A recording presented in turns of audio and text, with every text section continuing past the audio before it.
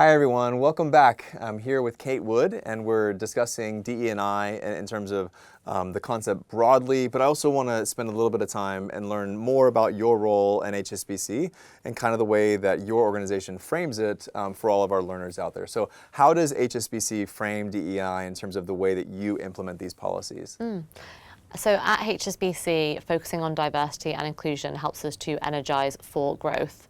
Valuing difference is one of our 4 key strategic areas, and to deliver on this, we're focusing on 4 key areas of priority. So building an inclusive culture by making sure that every voice is heard, supporting an inclusive society and transforming our products, services and processes to make sure that they're available to the wider community, continuously testing our recruitment processes so that we can make sure that they're fair and inclusive, and deploying programs to support the progression of underrepresented talent. That's great, thank you. Okay, so I get the broader framework, but how do you actually implement that? Or what are some examples in terms of what you would do within HSBC to kind of implement those 4 pillars? A key mechanism for DE&I in the workplace is employee resource groups, or ERGs, or networks as they're currently referred to, depending on the organisation.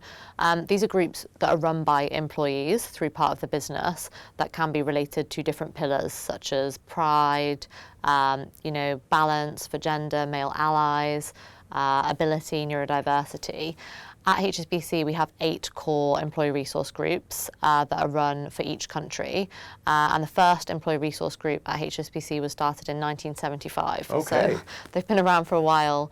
Our Pride network in Hong Kong currently has 3,000 members. Wow. So they drive a lot of dialogue within the business to help us to create change within the organisation. Yeah, okay. So that's on internally. You also mentioned that HSBC kind of has a DE&I framework in terms of an outward focus to your other stakeholders, especially your customers. Are there any examples of products or services that you offer in this space?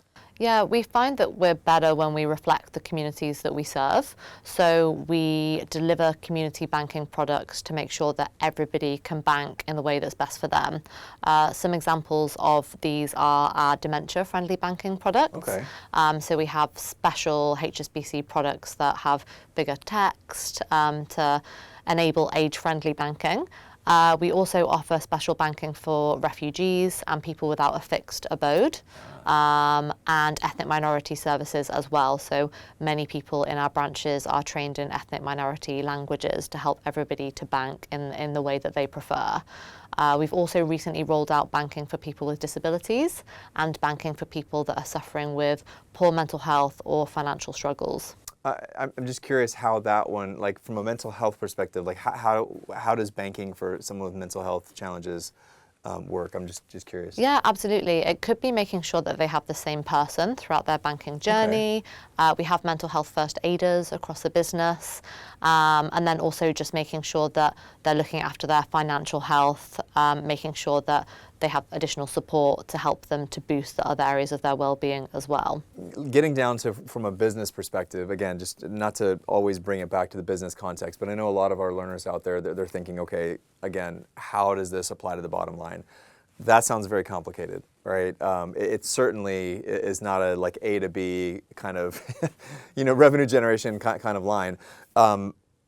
Are there, I mean, I don't know if you can provide examples specifically, but do you feel like, and does the organization from an HSBC, a banking perspective, they feel like this is a way to create a sustainably profitable organization going forward?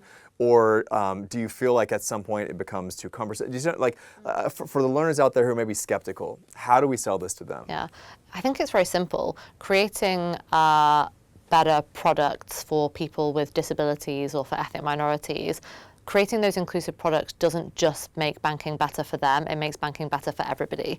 So if you're creating an accessible workplace, for example, that's not just helpful for a wheelchair user, that's helpful for everybody. So I think it's not like you're creating a better product for a select few, that's going to result in a better experience for everybody. Yeah, and I think that's probably the main takeaway that I'm getting from this entire conversation is the idea that it's not, again, we always say it's not a box ticking thing, but it's about a broader framework of creating an organization that's almost like community oriented, where you're trying to have an environment where people are working with people they want to work with, they feel like they're included, they feel like they're heard and they're seen. And as a result of it, you're finding the best talent, you're retaining the best talent, you're offering the best products and services to people that actually want the things that you're selling. And then as a result of those, the combination of those two things, hopefully it means more profitability for the organization in the long run.